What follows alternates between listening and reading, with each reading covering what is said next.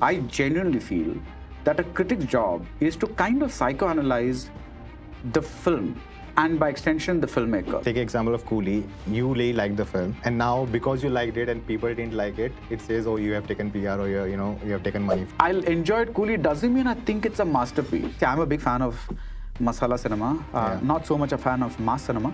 Rightly called Malayalam cinema the best cinema in India today, but there was a time earlier when Malayalam cinema was shit. At least some producers say that a review can impact a film's performance. The people who operate within the film industry, they live so much on film Twitter that they think that's the word. Yeah. I'm shocked that you have given this review. I'm like, what is a shock? Relax. I mean, there are more important things in the world than me giving a good review or a bad review to a particular film, right? Yeah. Which is more justifiable in your head? The hate for Animal you got or the criticism for Coolie review you got? In India, OTT has done, due to the pandemic, what should have happened over a period of 10 years has happened in a period of 2 to 2.5 years. Any given week, there is at least one good movie to watch. Yeah. This scenario has never existed before. Oh my God, Rajnikanth is some 70-something years old and he still got that much charisma. Dude, the guy was born with charisma. You have to choose one to watch it again. Thug Life or Indian 2? That's a strange question. Hello everyone, I'm Nona Prince and welcome to the first episode of One on One. And what a special guest I have to begin this series. Someone I really look up to. He's a legend, he's the OG. I have Baradwaj Rangan with me. Thank you. Thank you, sir, for doing this. I hope you're feeling well and let's talk about some interesting stuff. Let's do it. Yes, all the best for your first episode of One on One. Hopefully, when I hit 100 with it, I'll get you back on it. Nice. All the best. I'm being optimistic. Yeah, I know.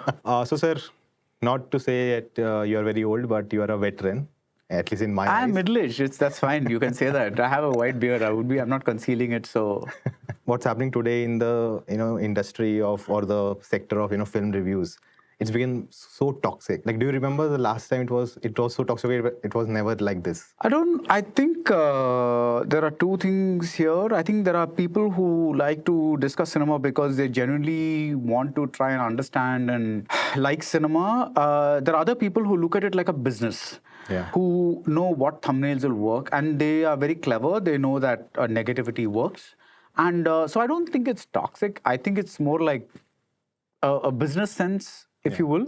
I think they know that if you put a certain kind of thumbnail and a certain kind of reaction and a certain kind of outrage, then there's a lot of people that are going to be, because you can't deny the fact that people are always more interested in a fun takedown of a movie than probably a serious analysis of why a movie may or may not work, right? Yeah. That's like a thing. So I don't know if I'd use the word toxic. I'm just saying it's a business. It's become a business. See, for me, it's a job. Yeah. It's a profession. I'm saying profession is different from business. Business is calculated to make money. Yeah. Now, profession means you're doing it because it does pay you money every month, but it's a job and you're doing it with a certain amount of love for the medium and for that.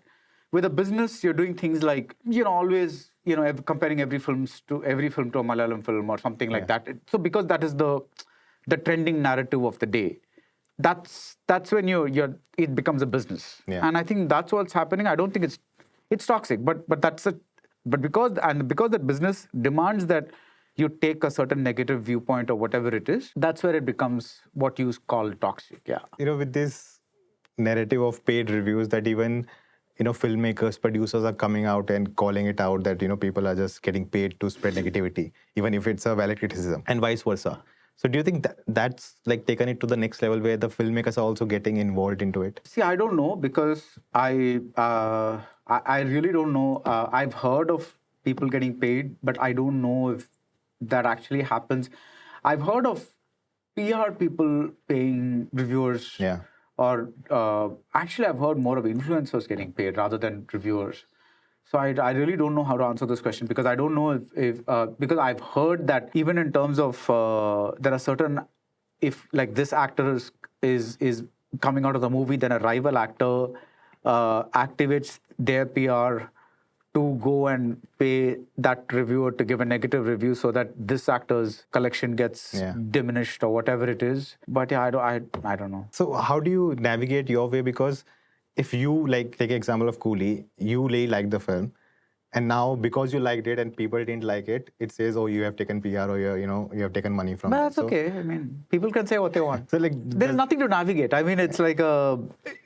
I mean, you can take your review seriously, you can take your job seriously, but you can't take the feedback seriously. I mean, if somebody is genuinely trying to engage in a conversation with me, then fine. We can actually have a conversation. But if somebody's just saying, I'm right, you're wrong, there's nothing to be gained from that conversation. So you're not discussing cinema, you're discussing opinion. I cannot go and change your opinion. I'm giving you an entire review's worth of why I thought a movie worked for me. Somebody yesterday reminded me of the fact that when Jhoom Barabar Jhoom released, I was probably the only reviewer who actually loved the movie. And everybody else was like, they hated the movie. But that was pre-social media. So nobody really knows that I have a huge history of, like going against the grain. And I don't know, it's just like every reviewer. See, the point is, if you are always going to be in sync with public opinion, then there's something, I genuinely feel that there's something wrong with you as a reviewer, because that means everybody has a quirk. Everybody has that individual taste. Like, for example, I don't like Pani Puri. The world loves it. But I don't like it. I don't get it. I don't get that thing that you put a hole in it and put some water in it and eat it, and I don't get it. But the world loves it. Now, the point is that oddness is what makes you human. Now, if you're going to agree with or be in sync with the public all the time, I feel there's some weird, you're either blessed with some supernatural connection to the larger audience, or you're just tailoring your review to waiting for an hour or two, seeing how the general conversation goes, and then tailoring your review to that, right? Now, I see Coolie at 6 a.m. In Chennai, it's releasing at 9 a.m. I'm putting out my review before, like, the whatever around the thing is. I don't even know how the conversation is going to go. Right? For me, it's working. It's like the movie is working. Do I think it's a masterpiece? No. Is the movie working? Yes. That's all. I mean, and also, at the end of the day, what is the review? Like I'm giving you a fact, and then I'm saying, this is why this is working, this is why that's not working, right? It's like, I'm not telling you to go watch the movie. That is a different kind of thing. I will never say one-time watch. I will never say, this film is worth watching. I might say watchable, but again, that's my opinion. I don't know if it'll work for Nona. So, yeah. When you get such drastic, reactions, like it's almost like you are against the world. Do you think like you'll have to like fight to have that opinion? Fight. Like everyone says, oh, you have taken money, or you are doing PR, or you are trying to be good with, like, whatever the reason is. But fight where? When like, fight who? In your head, forget the world. In your head, like, does that affect you? Like, if somebody says you've taken money, do I spend sleepless or someone nights? is asking you to defend your opinion, or saying, how could you say that? No, see, I have a very simple way of I have a blog, and most of the people who come to the blog happen to be people who generally like discussing cinema. Okay?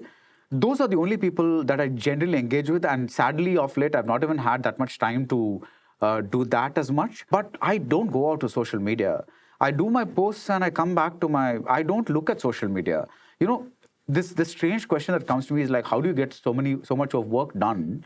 Is only because I don't spend any more time working than anybody else. Except that I don't go to Instagram and see all the comments to I post something, come away. My job, I use social media to tell the world that I've put out such a thing. With that, my engagement is over. I'm not going to engage with the people there. If somebody comes to my blog and talks, yes, that is because it's a space that I've nurtured over the years. I will talk there. But I will not think. So I don't have to deal with anything. Of course, somebody will send us something saying that people are saying you've been paid or something like that. But what can you do about it? I read your blog, which you recently posted about, talking about Coolie and the criticism you're getting for the review. And there's this really nice line I like, because a critic's job is not just to criticize films, but also to understand them. And I think it's in a way. But that's not nice. Isn't it obvious? It's not a nice line that I cooked up right now. It's like from the beginning. It should be that. That should be the thing, right? It's not something I discovered. It's in a way, reading this, I realized, sometimes we just think a critic is to, like, break down the film and tell you it's good or bad. But reading that, I realized, a critic is also extension of the filmmaker to, give you an idea or better understanding of how to approach a narrative? You know something, if you write a screenplay, Yeah. you hand it out to somebody for feedback, right? Yeah.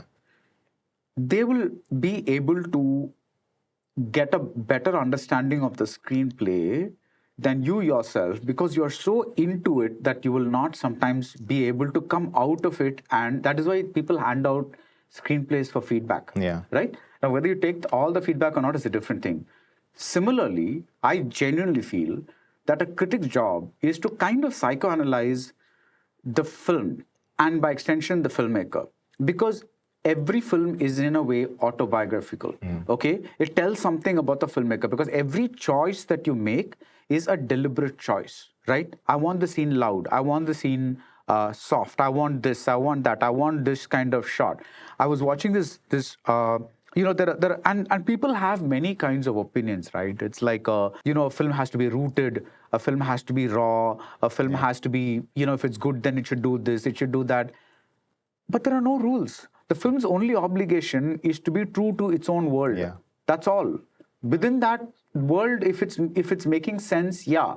Now, take Amir Khan's character in Coolie. A lot of people is like, oh my God, they made him a clown. He is a clown. You think after this many movies of showing Vijay Sethupathi as this menacing villain, with the drug lords and this and that, you think he doesn't know how to dress up a villain? This guy's coming out in effing shorts and leading a pack of snow dogs or something like that, and he's the total daddy's boy. He's a clown. He's a funny guy. He's a not meant to be this menacing villain. So when I hear criticism that Amir is not menacing, I'm like, no, he's not, because he's not meant to be. If he was, then the same Amir has been menacing and unlikable in Dangal. Loki surely knows how to bring out that aspect of Amir, right? Yeah. You're not going to dress up a villain in shorts and send him out like that. There's a deliberateness in these choices. The costume designer has made that choice. Don't they know that Amir is not very tall and that if you put shorts that they're going to look something like that? See, the thing with us is that we want movies to be masterpieces or trash. Extreme, yeah. I'm saying, look, Coolie somewhere here. And with that, it's fine. So just because I'm saying I'll enjoy it Coolie doesn't mean I think it's a masterpiece. But at the same time, everybody else is like, oh my God, how, like it's as if, Loki went and stole their money or something like that. It's like, dude, you made a movie, you didn't like it, you just move on. See, for example, in Leo, when there is a twin and there is a human sacrifice and all, it went into too serious a zone. It wasn't feeling very convincing. Organic. Organic. Here, it felt perfectly organic to me that after a series of serious fights, you finally get a villain and you think he's going to be like out-villain the other villains, and it just twists around and it turns out to be a total, like a comic character. And I think it's fantastic. So do you think they expected him to be the biggest villain and he wasn't that? So you would assume... So it is a twist. For me, the way I see it, it's a reversal of the Rolex reveal. Yeah. And the last one, Surya becomes the biggest villain. Yeah. Here it's like, this guy's a daddy's boy. He's going to his dad and like checking out, oh, this guy or whatever it is. That's why Mahesh Manjrekar is there. It's like, why do you bring in that guy's dad? See, the point is that there is a certain structure to that scene, right? Yeah. And I'm saying that scene works because of that. But again, it doesn't have to work for you. You can say that, I wish... they had a serious villain.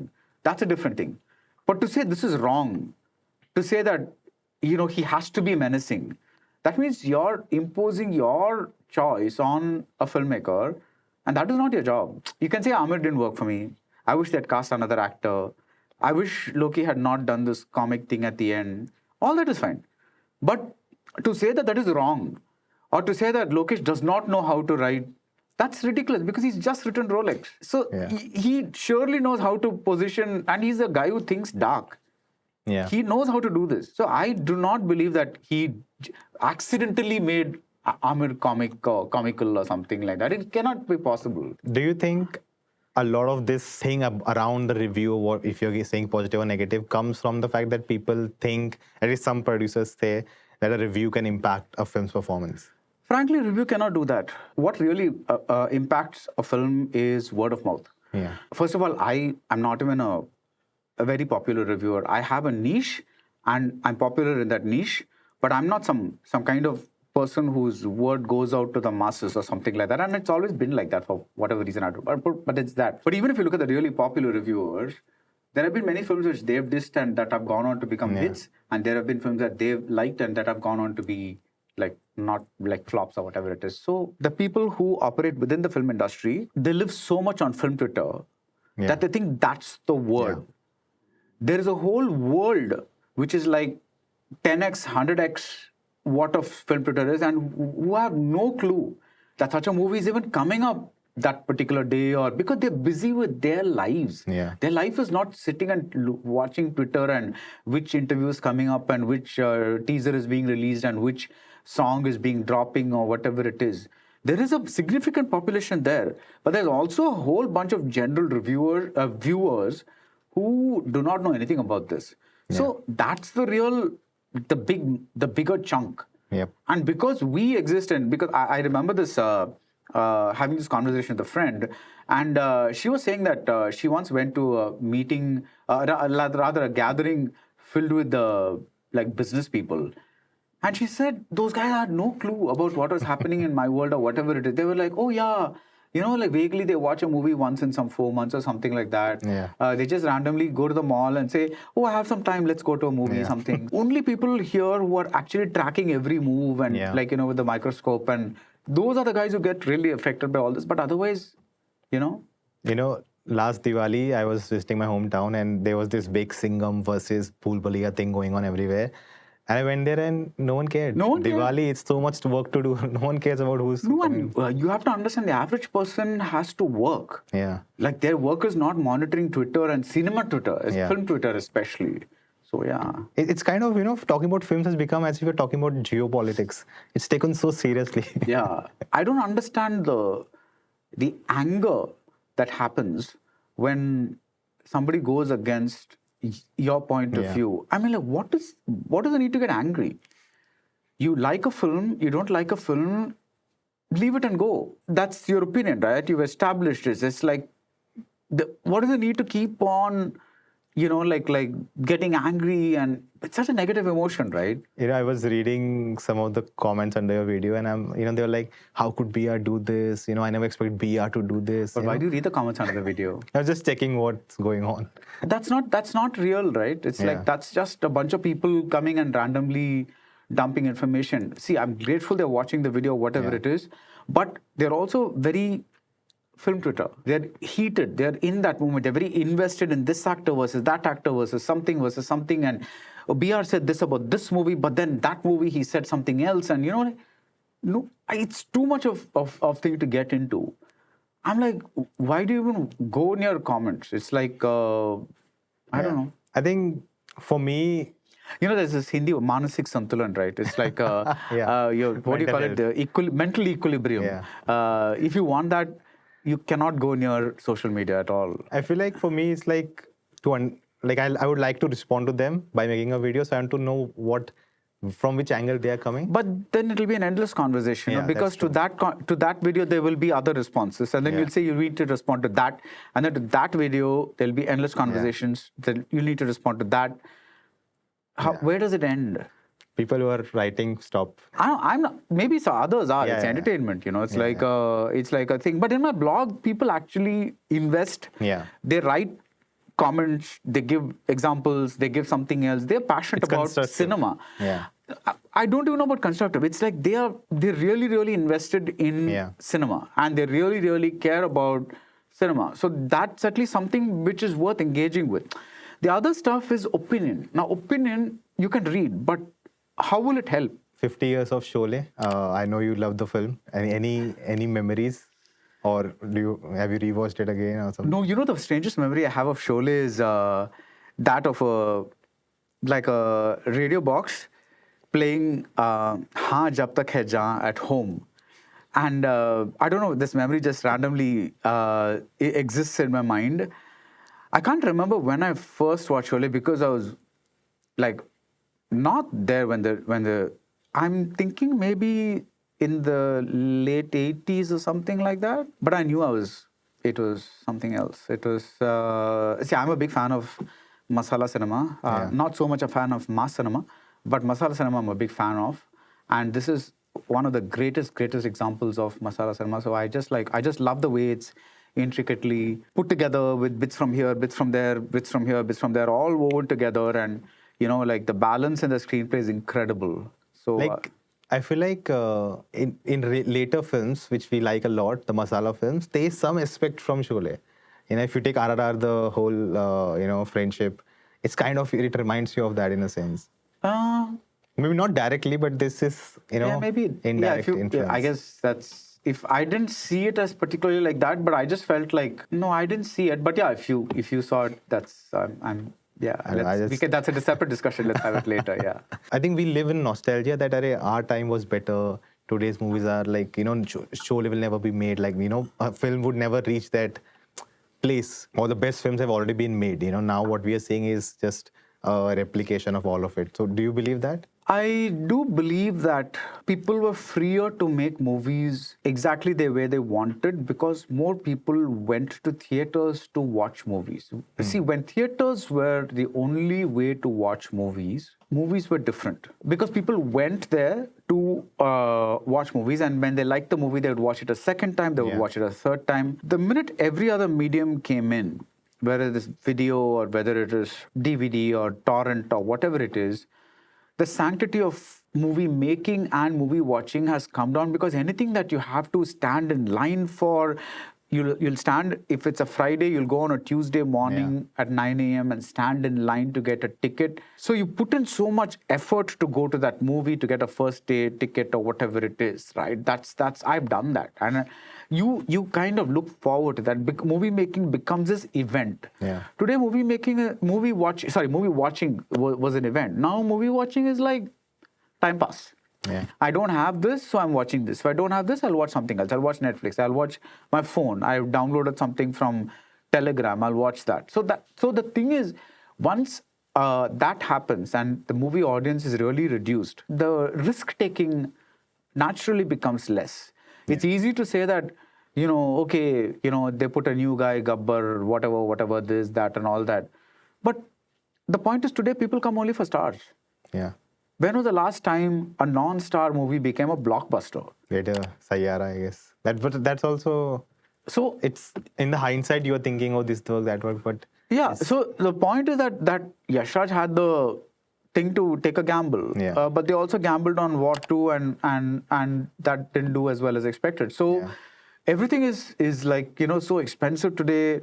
The star fees are so expensive today that to kind of... See, I'm not justifying this. I'm saying that there is a genuine ecosystem problem. It's not just the filmmakers are not daring or something like that. See, for example, a lot of us today rightly call Malayalam cinema the best cinema in India today. But there was a time earlier when Malayalam cinema was shit and they were like looking up to other movies because it went through a long period of like really bad movies. And it came up because of a new generation of filmmakers. And how does that happen? Because somebody invests in that. And then there's an audience that watches that. And then there are actors willing to act in those kinds of movies. Yeah. See, Mammootty and Mohanlal, like their careers are built on doing variety of... They've done comedy, they've done drama, they've done sentimental stuff, they've done action, they've done everything. Yeah. It's not... And before, like, it's not like mass, this, that, and people went and saw everything. So the audience also has to do that. The filmmakers, the investors... the actors, everybody has to be part of this thing that we will make these movies. Otherwise, it's not going to get made. So when Tamil and Telugu are notoriously, and Hindi, these are always been the big three industries, right? Yeah. Tamil, Telugu, and Hindi. Traditionally, the larger you go, the bigger the mass you want to serve, the more generic you have to get. If you watch, you like whatever the biggest stars movies, right? They're usually the most generic films. And when you watch the offbeat films of the biggest stars, they're almost always flops. Like whether it's Rajnikanth or whether it's Chiranjeevi, they've acted in a lot of offbeat films. Yeah. Like earlier on, right? But they were all like rejected by the audience because the audience wants their star in that mass role. Whereas the audience in, say, I can see Prithviraj like this, I can see him in Ayappanam Koshiyam, I can see him doing this Emperor stuff, I can see him doing anything. Yeah. That's also there, that flexibility. Whereas today, Rajnikanth acts in a movie with very very modest kind of a thing. They don't, because he's too big. The thing is, these three industries, Tamil, Telugu, and Hindi, they operate at a very different level and mindscape from the other two, Kannada and Malayalam. So there is a genuine issue here. See, it has to do with stars, it has to do with star fees, it has to do with the people around the stars advising them and saying this will work, this won't work. It's a whole bunch of things. So to just say that filmmakers are not being ambitious is reductive. Sure, that can happen, but then it has to be an ecosystem that comes together to make the film, and then an audience ecosystem that has to come together to support that film. So then yeah, you can have a movement. But movements can't exist in a vacuum because somebody's sitting on an armchair and typing out a Twitter comment saying, oh, Malayalam cinema is great, every other cinema is shit. That's not going to change anything. It's For Kadesi Vivasai, right? It was said that the writer wanted, Rajnikanth. That's what the director told me, yeah. Why cannot that happen? Like, Because Rajnikanth as a business is too big. He cannot do that unless he says, I'm just doing this as a passion project. And he's very clear. There was an interview with K. Balachandar, who's his mentor, the person who found him, where he asked if you can do like non-commercial films. In fact, the specific question was, at that time, Chini had come out. And when will I see Rajnikanth in a... So KB asked Rajnikanth, when will I see Rajnikanth in a Chini kind of movie? And he said, I'm a commercial star, and I'm only going to make commercial films. So he has that clarity. So why can't like everybody can do something, but it's his wish that he wants to, be that. And how can you ask somebody to, do something different, right? I mean, you can say, I wish he did something different, but that's his choice. I want to talk about Tamil cinema, because it's like one of the industries in India, which is in itself is an industry which has many things. It has big mass films, smaller films, it's all kind of films you can watch. But it's an industry in the top three, as you said, who has not reached that 1,000 crore and the pan-India success and all of that. Like Maniratnam was there, Kamal Haasan has tried. They did that when it was not a thing. Pan-India was not a thing. Then we had Shankar, with the robot films or the 2.0 films. When, even Kannada cinema has crossed that, Malayalam cinema in its own scale and level with at least OTT level, like they have made their name out. But Tamil cinema is struggling to, hit that. And I'm not talking about money. I'm not talking about the box office. I'm like taking a story and taking it so far in the country where everyone can resonate. So why it's not working? I don't know. It's like maybe the stories aren't working. Maybe maybe they're not hitting that right quality of larger than life. I don't know. It's like these are all. See, it'll be easier to say after the first Tamil film crosses that mark, because then you can say, okay, this film did this thing that other things did not do. That you mentioned Sayara. So it's like, oh yeah, after a long time a movie came out with two fresh people and very nicely made and this and that. No wonder it became a hit. Had the same thing bombed, everybody would have said, yeah, Bollywood made another shit movie with youngsters or whatever. Nepotism. So that is like, and then it would have been Nepo Kid, whatever, something like that. So these are all, in hindsight, it's easy to say why something works or doesn't work or something like that, but you can't predict. Well, otherwise, if everybody could predict, then everybody would be making pan-India global hits, right? So you talked about it, how there is no next generation of superstar in Tamil cinema. Like we have a Shiva Karthikeyan coming up, but there's this gap and these big stars. And the one thing I've heard a lot of people talk about Tamil cinema is that these big stars are not taking those risks, or not, like you'll not see a big Tamil hero go and promote the film in Hindi. A Vijay film not even... I said that? No. People say this, that you don't see, this big Tamil stars to go the mile to, achieve that. Like you'll not see a Vijay ever come in Hindi and, promote the film. His films don't even get pan-India release because they would take the 4-week window and they're happy with the OTT money they get. So like there are very elements there present. Like it feels like that they don't care. They're happy with the audience they have. They'll make 400, they'll get the OTT deal, and then move to the next one. Is that something you find merit in? I don't know, because this is again a business question as to why somebody does not do a particular kind of movie. I don't think I'm qualified to answer. So yeah. Let's talk about commercial cinema. I don't know why it gets so much hate. It's like almost looked down upon. Is it? Yeah, like because... But then why are so many people talking about it? They do talk about it, but when you say, if I, like when Triple R came out, I ranked my, favorite films of the year and best films of the year. I put a Triple R. How could you take Triple R? Or I like Pushpa 2, so how could you like Pushpa 2? That's not even a movie. Like why is it the craft of it is not recognized enough of making a big commercial masala movie. Again, I'm telling you that who's telling you these things? You can say it's the general understanding in the masses. Like, it's like if when I started watching... I don't know. See, the thing is, I don't understand this. It's like, have you gone and talked to somebody? If you go and talk to somebody outside of the film Twitter, they might genuinely think RRR is a great movie. How do you know that? Like, how do you know that this is happening? I'll take an example. So there's someone who nothing to do with movies, and they said, "What is this RR? They're flying and this and that. What is the story? It didn't make no sense." And I'm like, no, there is some merit. It's not just them flying and all. If somebody's saying RRR, people are flying, then they don't know how to watch that particular movie. Yeah. They're comparing it to, I don't know, maybe some realistic movie or something like that. Then you would not take that opinion seriously, right? Yeah. Why would you even engage with that person? That's not something that you would take seriously. Family members who cannot do much. The thing is, film, because it's so democratic, you'll find many people, almost everybody talking about it, right? I've seen all kinds of comments come in the earlier days when people used to comment and all that kind of stuff, saying like, I disagree with you, BR. This time I don't agree with you. I found it different. There used to be a conversation. Now it's become hysterical. It's like, I'm shocked that you have given this review. I'm like, what is a shock? Relax. I mean, there are more important things in the world than me giving a good review or a bad review to a particular film, right? Yeah. I'm shocked. I'm like, what is that word? Shocked is actually shocking to me because, like, dude, what is this overreaction? That you're shocked that this is, what is there to be shocked? I don't understand. I feel like this online world, to stand become out, hysterical. You need to have a extreme. That's reaction. What I'm saying. It's either this end or this end. There's no in between, and most films exist in between. Yeah. Now we have Pan India, this, that. We have the biggest Ramayana being made and all of that. And then we also have these smaller films coming out. It feels like we are back in track, as in that we are getting all kind of films. It's not that only one thing will work. Like especially from Tamil cinema, a tourist family, even a 3 BHK. There's smaller films which are but that's always been the case. Yeah. I mean, like it's always been, because not everybody, the big stars can make 5 movies a year. Like one Vijay, one Ajit, one something. That's all. One Kamal, one Rajni, one. Even if they make one movie every year, you're probably left with so many producers needing other things. So Tamil cinema has always had a range of films making.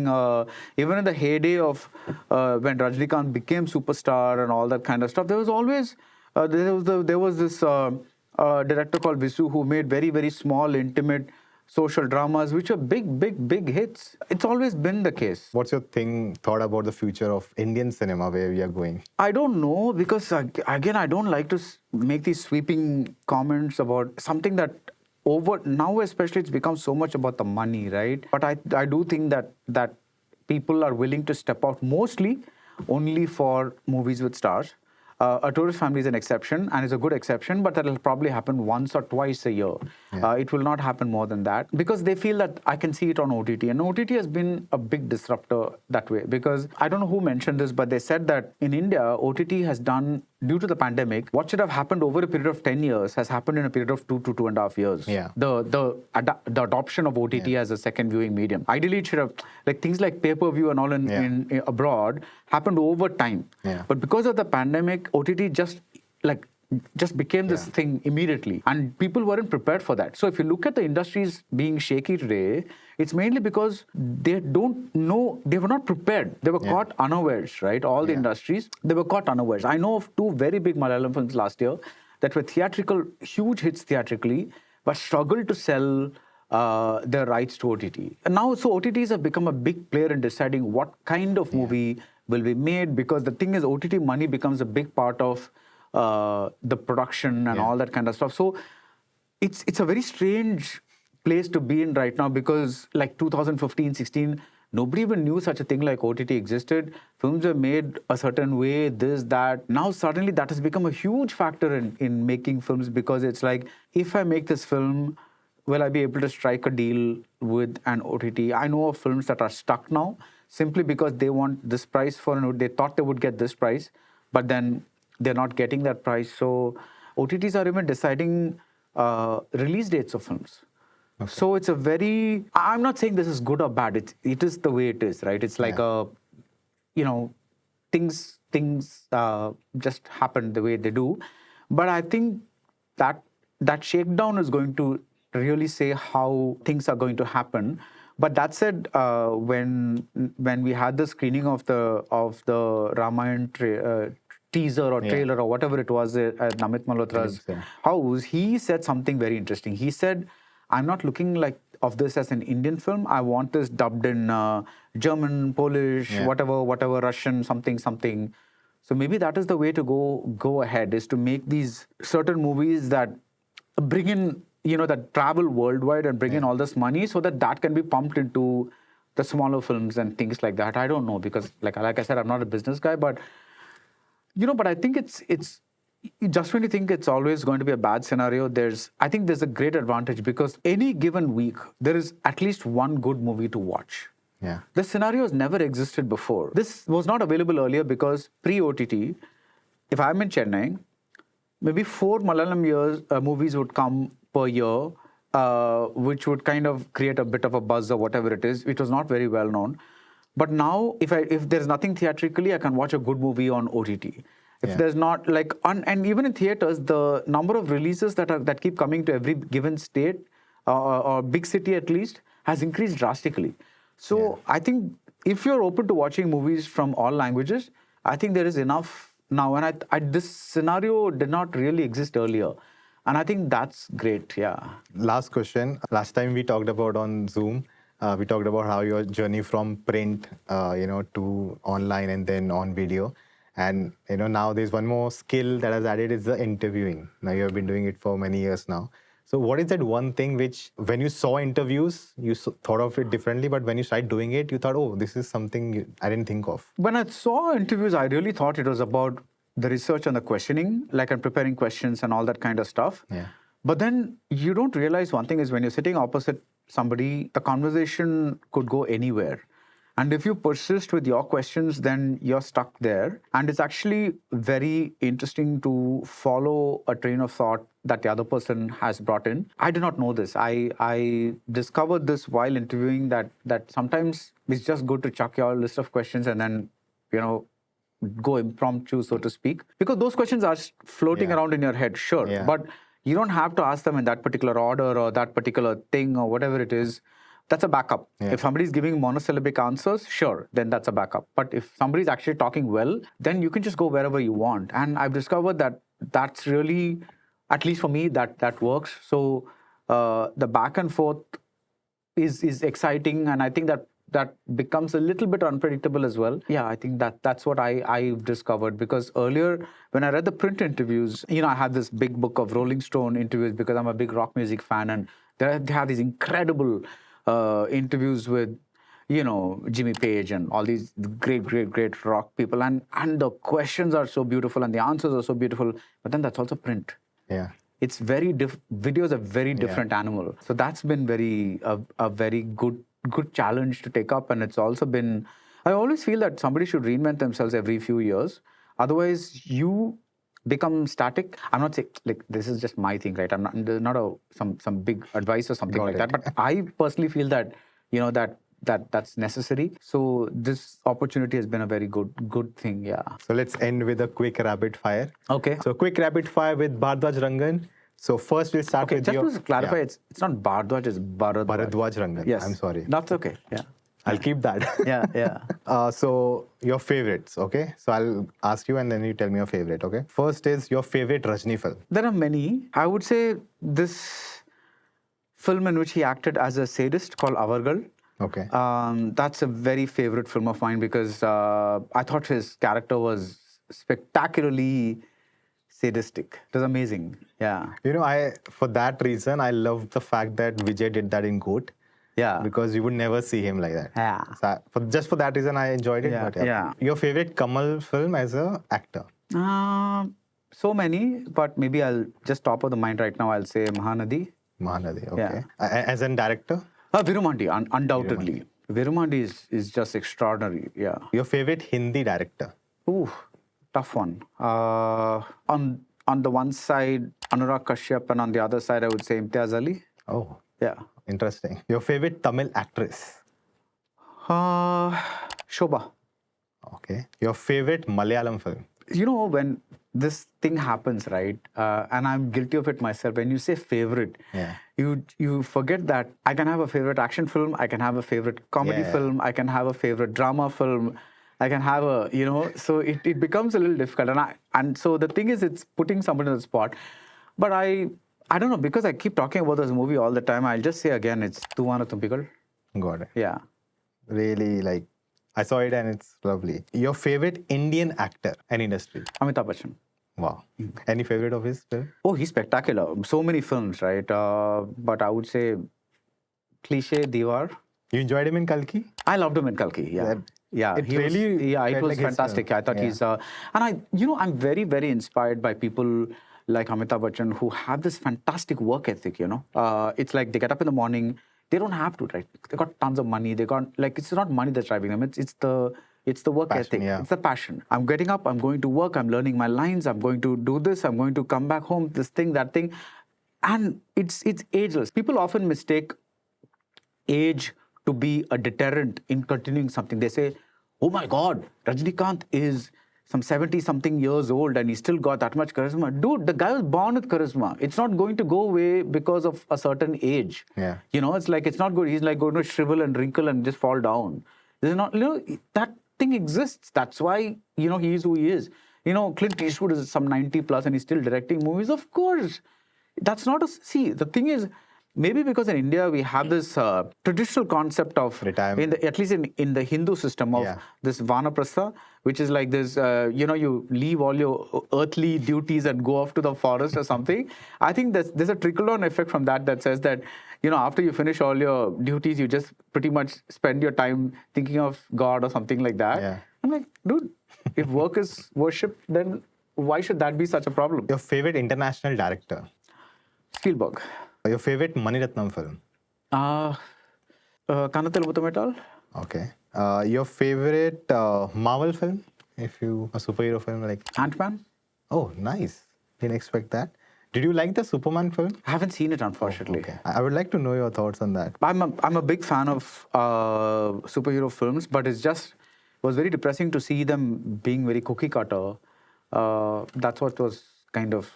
But I really wanted to see the Superman, but it just like one of those things where I was just traveling a lot, and the shows kept shifting, and then these big movies released, and it just went away. So now we'll play this or that with Baradwaj Rangan. What is this or that? I'll tell you. Okay. Tea or coffee? Coffee, black. Writing a review or shooting a review? Writing, any day. Any day, okay. Yeah. Reading a book or watching a film? I would say reading a book, simply because I have to watch a film. Okay. So this is something that I consciously try to read at least 10 pages a day. So yeah. Beaches or mountains? Mountains. Okay. Less people. Always better. Or maybe you are just done with beaches now? No, generally beaches are too crowded. I mean, mountains better. Got it. Idli or mendu vada? Vada is my favorite. Same. Yeah. Rasam or sambar? Neither. Oh, really? Yeah. Okay. I'm not a big fan. I have this weird phobia about things that run around with me having no control over them. And then I have to gather everything. I'm very strange. Got it. Which is more justifiable in your head? The hate for Animal you got or the criticism for Coolie review you got? That's a strange question. Maybe I can understand the hate for Animal because it was genuinely such an out-of-the-box film. Maybe people just didn't want to go anywhere near it. Yeah. Yeah, so maybe that. Preconceived idea. Yeah. Sholay or Nayagan? Sholay. Okay. Watching a first day, first show of a big hero of your favorite or watching a classic at a film festival? Watching a classic at a film festival. If you have to watch one, you have to choose one to watch it again. Thug Life or Indian 2? Thug Life. For a Rajni film, you'll choose Coolie or Jailer? Oh, Coolie any day. Okay. Yeah. Your favorite Rajni film or your favorite Kamal Hassan film? You have to pick one to watch. One theatre is playing a favorite Kamal film, one theatre is playing a favorite Rajni film. And you can only watch one. Kamal, okay. Got it. So that's it. Thank you, sir, so much. I just want to say it's always special to talk to you because you are my mentor. It's kind of like a Dronacharya Eklavya thing where you have no idea, but I've learned so much from you. So I'm never sure what to say when somebody said, but thank you if I have instrumental in any small way in your journey. But I really think that everybody's journey is their own, and I'm really happy to see you come up like this because you're such a self-made person. At least I came up through a journalistic way where I was in newspapers and stuff like that, whereas you're pretty much self-made. You just said, I'm going to put a video camera in front of me and start talking to people, and that, to see you come up from that, I think that's really amazing. It takes guts, and hats off to you, and I'm really happy that it's happened for you. Thank you so much, sir. And you answered about the interviews part. That also I learned from you. I hope this interview was flowing. Yeah, it was. Thank you so much. Thank you so much, sir. I hope you enjoyed that conversation, and if you did, check out this one next. Do subscribe to the channel for more such content, and I will see you next time.